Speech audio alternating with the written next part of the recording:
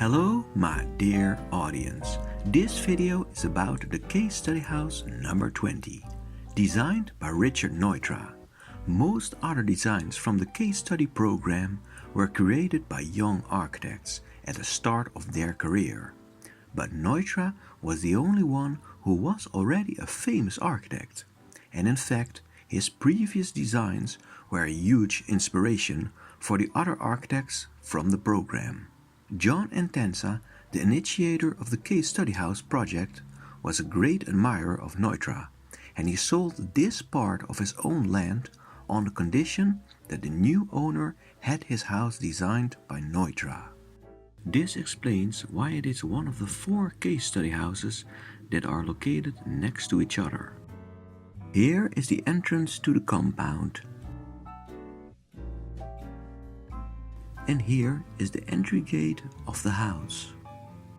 Before I show you the floor plan, we're gonna take a look at the shape of the house. Like many other designs by Neutra, the design consists of multiple rectilinear arms. Neutra liked the concept of a home with multiple wings, because it allowed each room to be placed closer to the outside nature. Also, by placing every living space in a different wing, daylight could easily illuminate every part of the house. Now we color the parts that are inside, and decorate the drawing with furniture, and name the functions of the different spaces. Another trademark by Neutra is placing multiple flat roofs on different heights, giving each different space its own roof. The first roof belongs to the carport. The second roof is a few inches higher, covering the bedroom and utility spaces.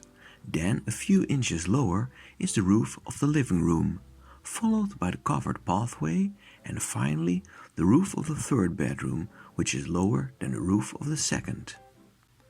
We start to walk from the driveway and go past the carport. From the front door you can step right into the living room. One wall of the living space is made of wood panels, while this wall and the fireplace is made of bricks.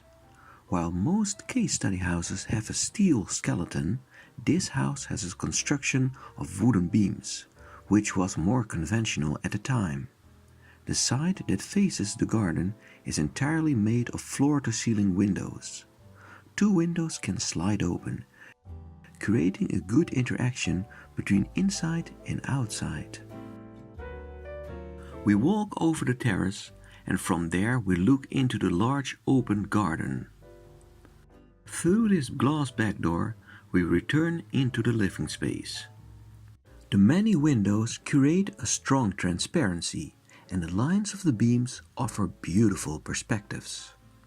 This makes the house look very large on photos, but in fact it's much smaller than you think, measuring 1,647 square feet. The living room, dining, kitchen and hallways are placed in one open space.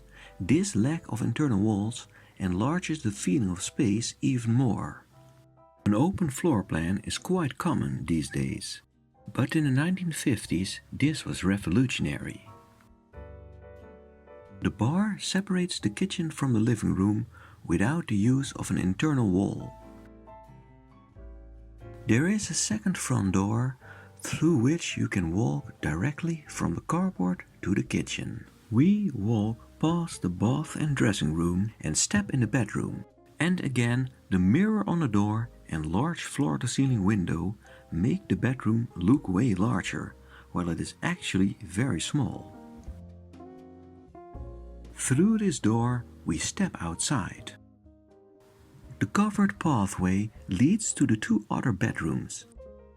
But first I must point out that the separated structure is not entirely original, and it was a later extension, constructed 10 years after the completion.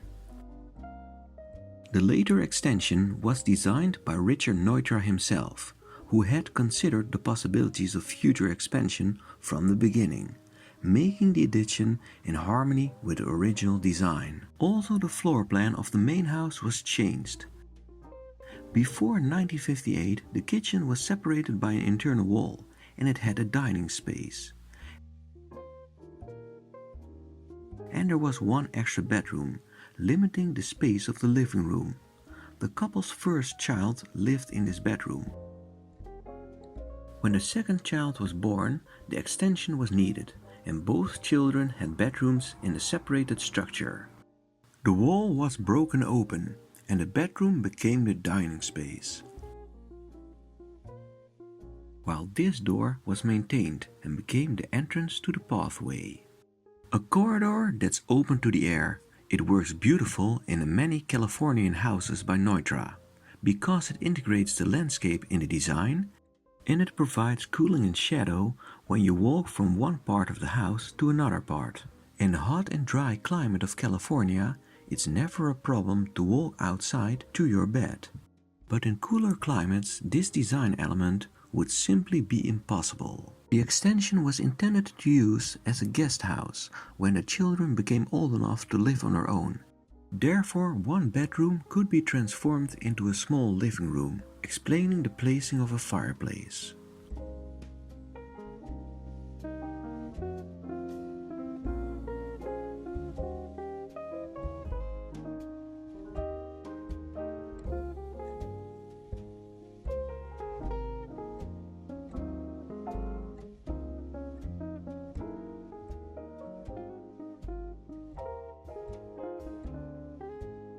We leave the guest house and walk through the garden. From here we look at the roof that is made of wooden panels placed on a wooden construction, and by cantilevering over the exterior walls, the roof throws shadows over the windows. From the 1960s till the early 2000s, the house had a swimming pool in the garden, but this pool was later removed. The reason for demolishing the pool was that Sam Simon, co-creator of The Simpsons, had bought the residence, as well as the adjacent property.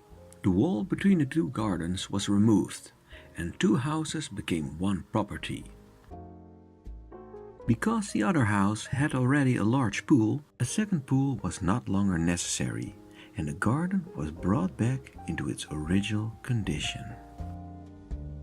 This was your tour guidance. Thank you for watching, and till next time.